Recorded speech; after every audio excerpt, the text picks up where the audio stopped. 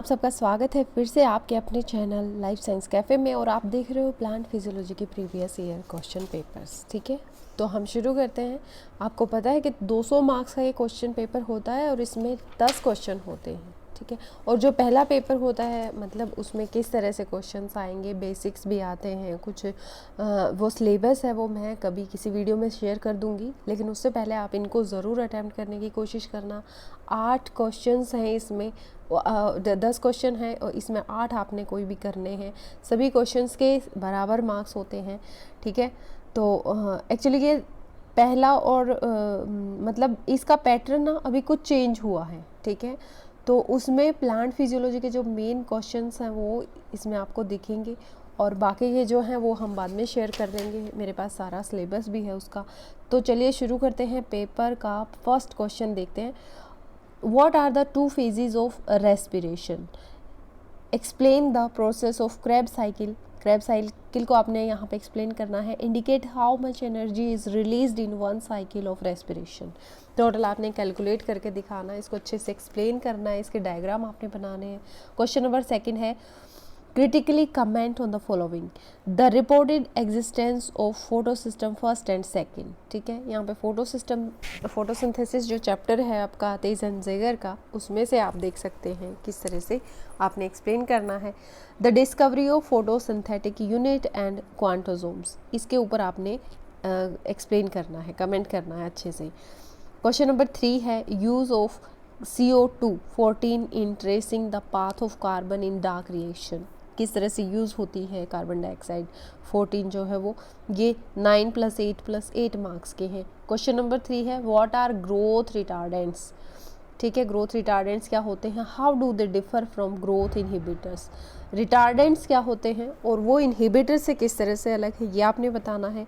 Discuss the physiological effect of growth retardants in altering growth behaviour and plant development.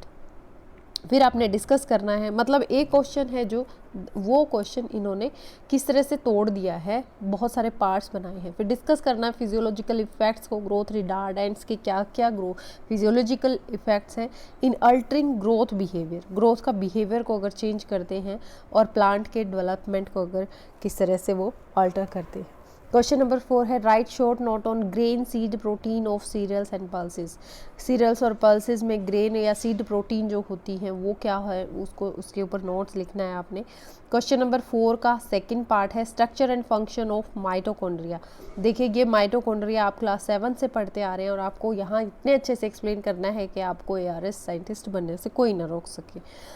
फिर है पोलियामाइंस। पोलियामाइंस क्या होते हैं, जब भी आप तैयारी कर रहे हो तो ASRB का सेंटर है दिल्ली में, आप वहाँ जाएं, वहाँ किसी से अप्रोच करें, वहाँ पूछें, डिस्कस करें किस तरह से तैयारी करनी है, किस तरह से आपने क्वेश्चंस को आंसर्स लिखने हैं, आंसर प्रैक्टिस करनी है।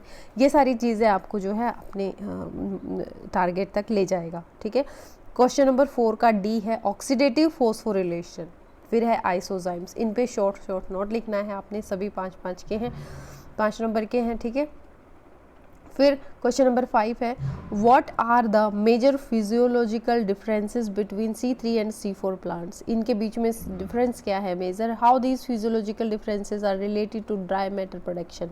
ये किस तरह से ड्राई मैटर प्रोडक्शन से रिलेटेड होते हैं, अगर इनमें फिजियोलॉजिकल डिफरेंस है तो किस तरह से ड्राई मैटर प्रोड्यूस होगा। ठीक है, क्वेश्चन नंबर 6 है distinguish between the following. Asymbiotic and symbiotic nitrogen fixation क्या होता है, बी है साइटोक्रोम और क्लोरोफिल क्या होता है, सी है एक्शन एंड एब्जॉर्प्शन स्पेक्ट्रम क्या होता है और डी वाला है ribonucleic acid and deoxy ribonucleic acid. मतलब RNA और DNA के डिफरेंस को आपने यहाँ पे क्लियर करना है। और इसके साथ हमारे ये 6 क्वेश्चन यहाँ पे पूरे होते हैं। फिर शुरू होता है क्वेश्चन नंबर 7 का part A what are enzymes. Enzymes भी आपको अच्छे से करके जाने हैं और गिव देयर क्लासिफिकेशन, उनकी क्लासिफिकेशन। देखिए पूरा चैप्टर ही कंप्लीट हो जाता है लगभग एक क्वेश्चन में। एंजाइम्स क्या है, उनकी क्लासिफिकेशन आप लिखेंगे। इंपॉर्टेंट प्रॉपर्टीज़, इस हर एक क्लास है जो एंजाइम की, उनकी इंपॉर्टेंट प्रॉपर्टीज़ आपने लिखनी है। What are differences between constitutive and inducible enzymes, इनका डिफरेंस आपने लिखना है। फिर है question number development of sink is more important than source से ज़्यादा सिंक की ज़रूरत होती है। Discuss using example from cereal pulses and oil seeds. आपको पता है ना सीरियल शोर्स क्या होता है, सिंक क्या होता है ना। तो मतलब जहाँ पे खाना बनता है उसे शोर्स कहते हैं। जैसे लीव्स हैं वो शोर्स हैं, और फ्रूट्स हैं या ओल्ड लीव्स हैं वो सिंक का काम करती हैं। तो इस तरह से आपने अच्छे से एक्सप्लेन करना है ये, ताकि आपके और किसी दूसरे के आंसर में कुछ डिफरेंस हो, कुछ एग्जामिनर को अच्छा लगे। फिर है question number 8, discuss the role of ethylene in plant growth development. कोई ऐसा पेपर नहीं है अब तक, ये क्वेश्चन पेपर 4th है जिसमें इस प्लांट हार्मोन से रिलेटेड कुछ ना आया हो। काफ़ी लंबे हैं ये चैप्टर्स, लेकिन आपको इनको ज़रूर अच्छे से पढ़ के जाना है।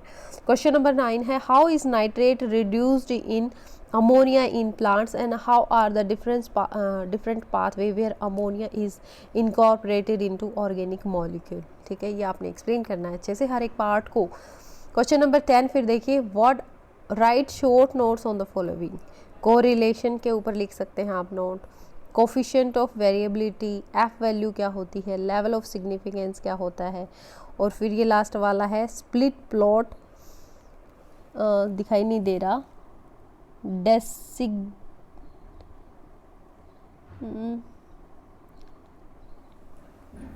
कुछ आप इसको सर्च कर लेना, आपको अच्छे से मिल जाएगा।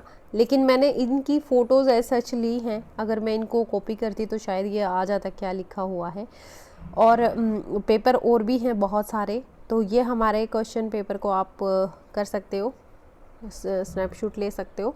अगर आपको अच्छी लगती है वीडियो तो ज़रूर लाइक करना, और बहुत सारी वीडियो मिलेंगी, आपको टेंशन लेने की कोई ज़रूरत नहीं है। करना क्या है, बस आप स्टडी कीजिए, आंसर राइटिंग प्रैक्टिस कीजिए, और फिर आपको सिलेबस को फॉलो करना है। ठीक है, thank you for watching life science cafe.